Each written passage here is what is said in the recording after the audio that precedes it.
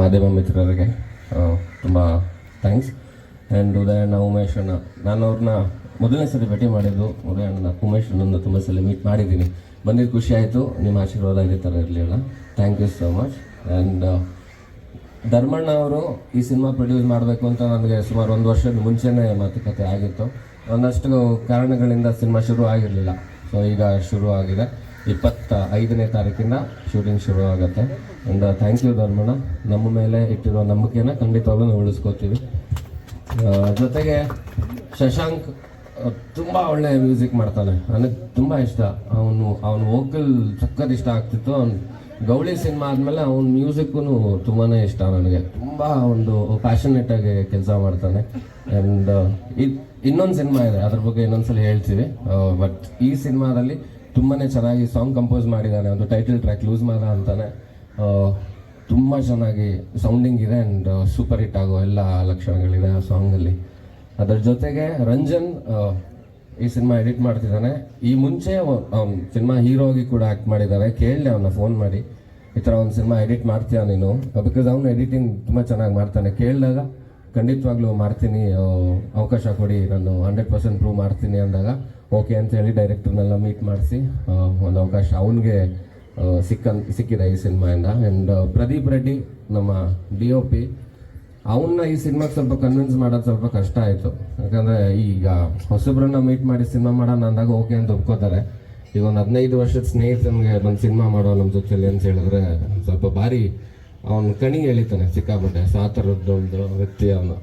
ಅವನಿಗೆ ತುಂಬ ಡೀಟೇಲಿಂಗ್ ಬೇಕು. ಬಟ್ ನಾವು ಹೇಳ್ತೀವಿ, ನಾವು ಹೇಳೋದು ಅವ್ನಿಗೆ ಅರ್ಥ ಆಗಲ್ಲ. ಯಾಕಂದರೆ ಅವ್ನು ಜಾಸ್ತಿ ಕೆಲಸ ಮಾಡಿರೋದೆಲ್ಲ ರಾಜ್ ಶೆಟ್ಟಿ ಅವ್ರ ಜೊತೆ. ಸೊ ಅವ್ರು ಮಾಡೋ ಅಷ್ಟು ಡೀಟೇಲಿಂಗ್ ಅಂದರೆ ಆ ಭಾಷೆ ಅವ್ನಿಗೆ ಅರ್ಥ ಆಗೋದ್ರಿಂದ ನಾವು ಅವ್ನಿಗೆ ಎಕ್ಸ್ಪ್ಲೇನ್ ಮಾಡೋಕ್ಕಾಗಿಲ್ಲ ಫಸ್ಟ್ ಮೀಟಿಂಗಲ್ಲಿ. ಸೊ ಒಂದು ಸ್ವಲ್ಪ ಒದ್ದಾಡಿದ್ವಿ ಅವನ್ನ ಒಪ್ಸೋದಕ್ಕೆ. ಆಮೇಲೆ ಒಪ್ಕೊಂಡು ಆಯಿತು ಬಿಡು ಮಚ್ಚ ಮಾಡೋಣ ಅಂತಂದ. ಥ್ಯಾಂಕ್ ಯು ಮಚ್ಚ, ತುಂಬ ಖುಷಿ ಆಯಿತು. Thank you.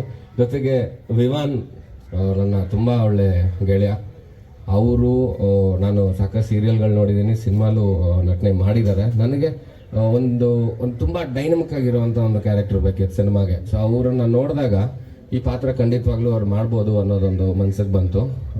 Thanks Vivaan. And Ritesh, ಅವನು ಗೊತ್ತು ನಿಮ್ಮೆಲ್ಲರಿಗೂ, ಕೆಲಸಕ್ಕಿಂತ ಜಾಸ್ತಿ ತೀಟೆ ಮಾಡೋದೇ ಜಾಸ್ತಿ ಅವನು.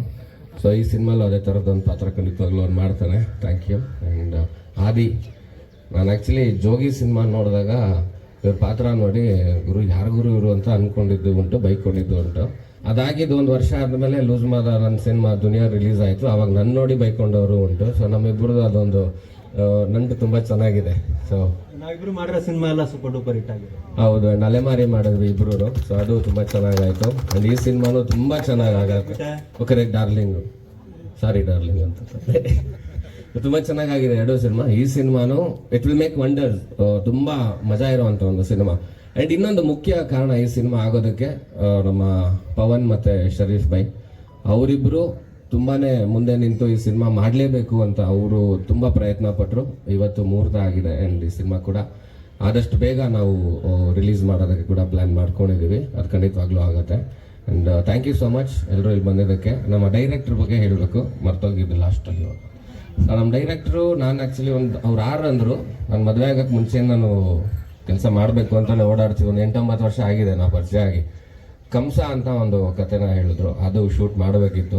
ಅದು ಸ್ವಲ್ಪ ಬಜೆಟ್ ಜಾಸ್ತಿ ಆಗ್ತಿತ್ತು. ಸೊ ಹಂಗಾಗಿ ಇದಾಗಲ್ಲ ಡೈರೆಕ್ಟ್ರೆ, ಒಂದು ಸ್ವಲ್ಪ ವೆಯ್ಟ್ ಮಾಡೋಣ ಅಂತ ಅವ್ರನ್ನೂ ವೆಯ್ಟ್ ಮಾಡಿಸ್ತಾನೆ ಇದ್ದೆ. ಕೊನೆಗೆ ಧರ್ಮಣ್ಣ ಅವ್ರು ಸಿಕ್ಕಿದ್ರು. ಈ ಸಿನಿಮಾ ಲೂಸ್ ಮಾದ ಅವರು ಕತೆ ಬರೆದು ನನ್ನ ಆ್ಯಕ್ಟ್ ಮಾಡಿಸೋವಂಥ ಅವಕಾಶ ನನಗೂ ಸಿಕ್ಕಿದೆ, ಡೈರೆಕ್ಟ್ ಮಾಡೋ ಅವಕಾಶ ಅವ್ರಿಗೂ ಸಿಕ್ಕಿದೆ.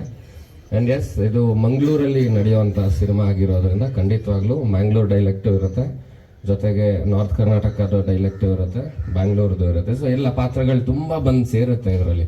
ಸೊ ಹಾಗಾಗಿ ಬರೀ ಕೋಸ್ಟಲ್ ಅಂತಲೇ ಆಗಲ್ಲ. ಸೊ ಎಲ್ಲ ಭಾಷೆನೂ ಮಾತಾಡ್ತೀವಿ ಅಂತ. ಕನ್ನಡನೇ ಬೇರೆ ಬೇರೆ ಡೈಲೆಕ್ಟಲ್ಲಿ ಖಂಡಿತವಾಗ್ಲೂ ಇರುತ್ತೆ. ಸೊ ಹಾಂ, ಅದು ತುಂಬಾ ಥರ ಇರುತ್ತೆ. ಆ್ಯಂಡ್ ಥ್ಯಾಂಕ್ ಯು ಎಲ್ಲರೂ ಬಂದಿರೋದಕ್ಕೆ. ಆ್ಯಂಡ್ ಫಸ್ಟ್ ಟೈಮ್ ನಾನು ಹೆಂಡ್ತಿ ಒಂದು ಸಿನಿಮಾ ಮುಹೂರ್ತಕ್ಕೆ ಬಂದಿದ್ದಾಳೆ. Thank you. ಆದಿಯವ್ರ ವೈಫು ಇದೆ ಫಸ್ಟ್ ಟೈಮ್ ಅಂತ ಬಂದಿರೋದು. ಥ್ಯಾಂಕ್ ಯು ಅದಕ್ಕೆ ಬಂದಿದ್ದಕ್ಕೆ. And thank you. ನಮ್ಮ ಧರ್ಮಣ್ಣ ಅವರ ಫ್ಯಾಮಿಲಿಯಿಂದ ಬಂದಿದ್ದಾರೆ. ಎಲ್ರಿಗೂ ಥ್ಯಾಂಕ್ ಯು. ಕೊನೆಯದಾಗಿ ಬಂಡೆ ಮಕ್ಕಳಮ್ಮ ನಮ್ಮೆಲ್ರಿಗೂ ಒಳ್ಳೇದು ಮಾಡಲಿ. ಆ್ಯಂಡ್ ನಿಮ್ಮೆಲ್ಲರ ಆಶೀರ್ವಾದ, ನಿಮ್ಮೆಲ್ಲರ ಸಪೋರ್ಟ್ ನಮ್ಮಲ್ಲಿರಲಿ. Thank you so much.